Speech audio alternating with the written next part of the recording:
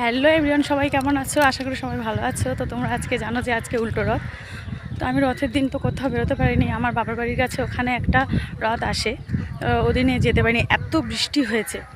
আজকে যাচ্ছি, দেখতে যাচ্ছি, জানি না আমি দেখতে পাবো কিনা। ওরা বলছিল, আমাকে ফোন করেছিলাম, তো আমাকে ফোন করে বললো যে তাড়াতাড়ি আয়, বেরিয়ে যাচ্ছে গাড়ি।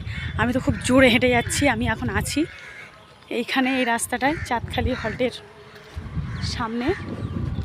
তো খুব জোরে হেঁটে হেঁটে যাচ্ছি।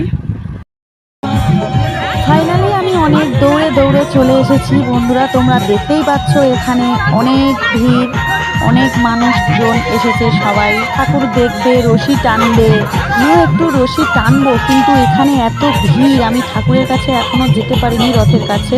তো একটু চেষ্টা করি আমি ভিড় ঠেলে সামনে যাব, গিয়ে রথের রশিটা টানবো। অনেক কষ্ট করে বন্ধুরা আমি একটু রথের রশিটা টানলাম, কিন্তু আমি সেটা তোমাদেরকে দেখাতে পারলাম না, কারণ প্রচুর ভিড় ছিল। আমি পাশে পাশেই হেঁটে যাচ্ছি, ধাক্কা মেরে আমাকে বের করে দিচ্ছে মাঝে মাঝে। এখানে ঠাকুরটাকে তোমাদেরকে দেখাই, এই যে ঠাকুরটা দেখতেই পাচ্ছ, ঠাকুরটা কত সুন্দর দেখতে, দেখো কি সুন্দর লাগছে। অনেকটা প্রণাম করে নিলাম।